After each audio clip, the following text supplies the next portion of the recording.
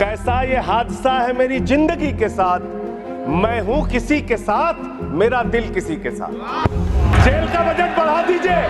अरे अभी हमको जेल में भेजा है, कल तुमको जेल में आना है, तुम सबको जेल में आना है। जेल का बजट बढ़ा दो, न्याय दिलाना नहीं। आपका मकसद हम लोगों को पकड़ के जेल में रखना है। जितना जेल में डालोगे, जितना जेल में डालोगे, मैं आपसे कहना चाहता हूं, जितना जेल में डालोगे उतना गर्त में जाओगे। My speech sir, thank you. Thank you, thank you. Thank you. The next speaker is Mr. Sanjay Singh. Your time is 12 minutes, Mr. Sanjay Singh. धन्यवाद मान्यवर, आपने बजट पर मुझे बोलने का मौका दिया। मैं अपनी बात शुरू करना चाहूँगा। मान्यवर, हमारे कुछ दोस्त जो कभी इधर हुआ करते थे, अब वो उधर चले गए हैं। उनके लिए चंद पंक्तियों से अपनी बात शुरू करूँगा कि कैसा ये हादसा है मेरी जिंदगी के साथ, कैसा ये हादसा है मेरी जिंदगी के साथ, मैं हूं किसी के साथ, मेरा दिल किसी के साथ। तो जो लोग उधर चले गए मान्यवर, उनका दिल हमारे साथ है, भले वो किसी के साथ हो। मान्यवर, इस बजट का बहुत ढोल पीटा जा रहा है कि बड़ा क्रांतिकारी, बड़ा अच्छा बजट, बड़ा विकसित भारत का बजट है। यह बजट क्या है मान्यवर? पूरे देश को पता चलना चाहिए कि भारत माता की सेना रक्षा के लिए जो बजट आता है, उस बजट में कटौती करने का काम किया गया। 9.6% से घटाकर 9.43% किया गया। भारत का अन्नदाता किसान, जो अपने खून पसीने से देश को चलाने का काम करता है मान्यवर, उसका बजट, कृषि का बजट 3.2% से 20% से घटाकर 3.15% किया गया। स्वास्थ्य का बजट, हिंदुस्तान 144 करोड़ लोगों का देश है मान्यवर, लेकिन बड़े अफसोस के साथ कहना पड़ रहा है कि स्वास्थ्य का बजट 1.97% से घटाकर 1.85% किया गया। ट्रांसपोर्ट का बजट 11.48% से घटाकर 11.28% किया गया।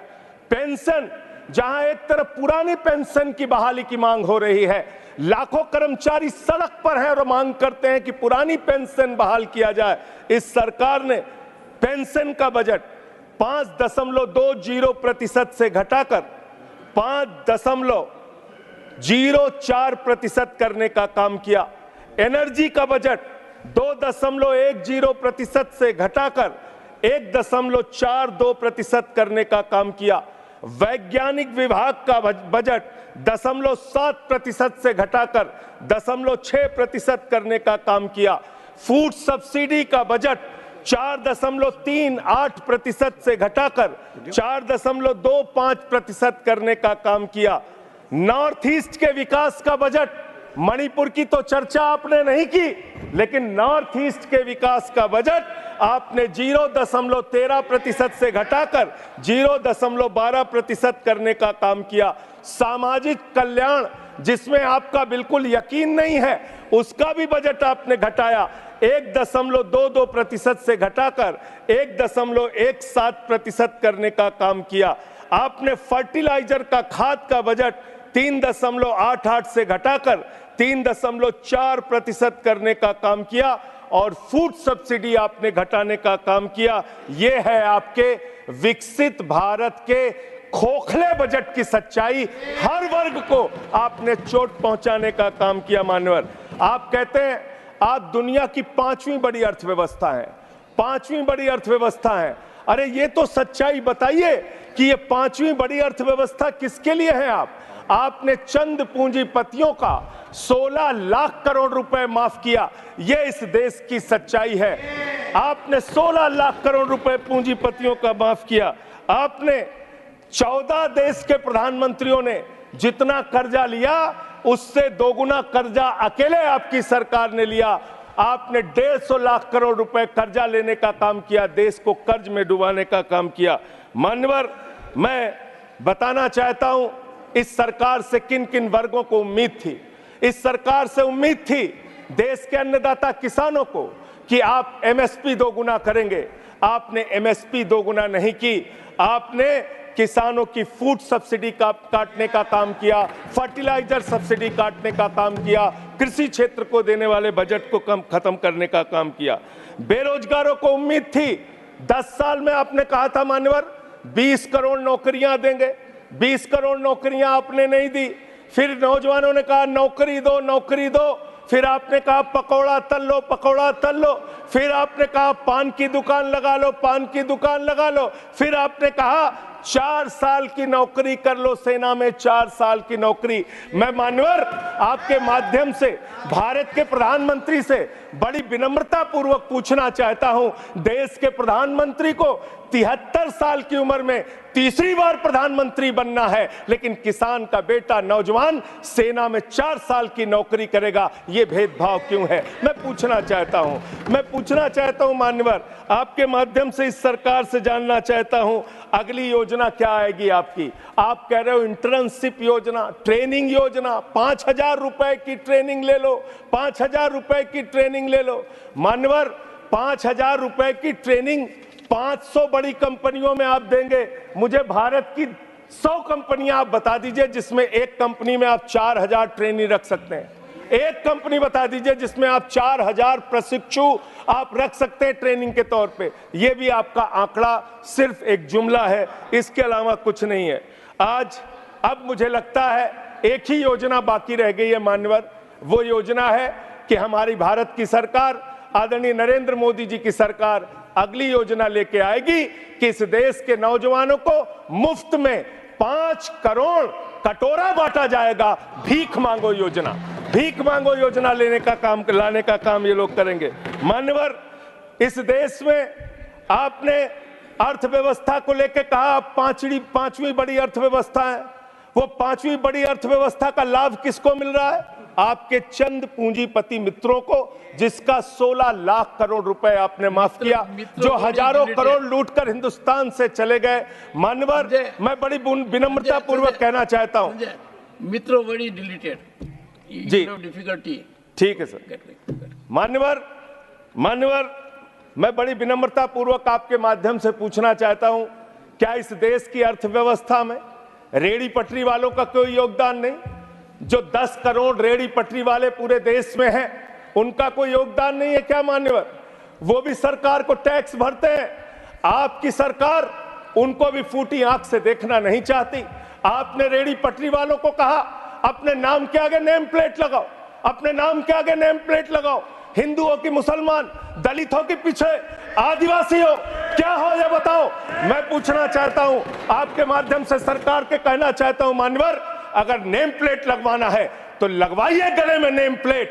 नीरव मोदी के गले में नेम प्लेट लगवाइए कि 20,000 करोड़ रुपए हिंदुस्तान का वो बाकी है, लगवाइए नेम प्लेट। 10,000 करोड़ रुपए विजय माल्या हिंदुस्तान का बाकी है, लगवाइए नेम प्लेट गले में ललित मोदी के कि 3,000 करोड़ रुपए हिंदुस्तान का लूट के भाग गया, लगवाइए नेम प्लेट। मान्यवर, मैं कहना चाहता हूं नितिन संदेशरा के कि वो 6,000 करोड़ रुपए हिंदुस्तान का लूट के भाग गया, लगवाइए नेम प्लेट। अडानी के कि 2.5 लाख करोड़ रुपए का कर्जा आपने एक आदमी को दे रखा है, लगवाइए नेम प्लेट उन पूंजीपतियों को जिन्होंने हिंदुस्तान की बैंकों को खाली करने का काम किया। मान्यवर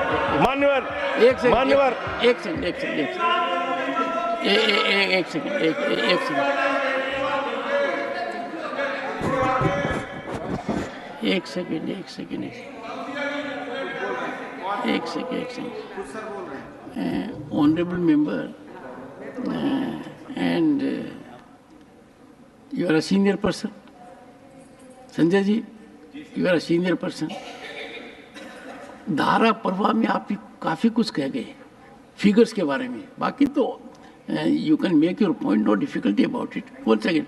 So the figures which you have given, you will have tough time in proving them, because these have been taken in stride. So all that will be deleted, and we will, unless you have real factually firmed up material, use a name. Make your point. ठीक है sir, ठीक है sir, thank you sir, Make your point. No thank you issue. Sir.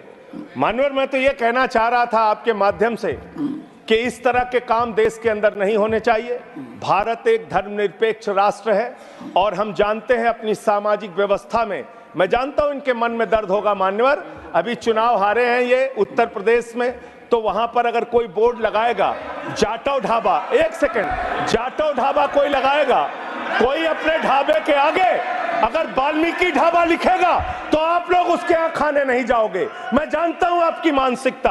आप वो लोग हैं जिन्होंने भारत के तत्कालीन राष्ट्रपति श्री रामनाथ कोविंद जी को प्रभु श्री राम के मंदिर के शिलान्यास में नहीं बुलाया। आप वो लोग हैं जिन्होंने मौजूदा राष्ट्रपति श्रीमती द्रौपदी मुर्मू जी को राम मंदिर के उद्घाटन में नहीं बुलाया। आप दलितों से, पिछड़ों से, आदिवासियों से, अल्पसंख्यकों से, मुसलमानों से नफरत करने का काम करते हैं। ये आपकी सच्चाई है। इसलिए नेम प्लेट मत लगवाइए। नेम प्लेट लगवाना है तो जिन्होंने देश की बैंकों को लूटा है उनका नेम प्लेट लगवाइए। और मान्यवर, मैं आपसे, आपके माध्यम से इस सरकार से कहना चाहता हूं, इनका बजट पढ़ रहा था मान्यवर, जेलों को भी इन्होंने कम बजट दिया। अरे जेल का बजट तो बढ़ा दीजिए, 300 करोड़ रुपए जेल का बजट बढ़ा दीजिए।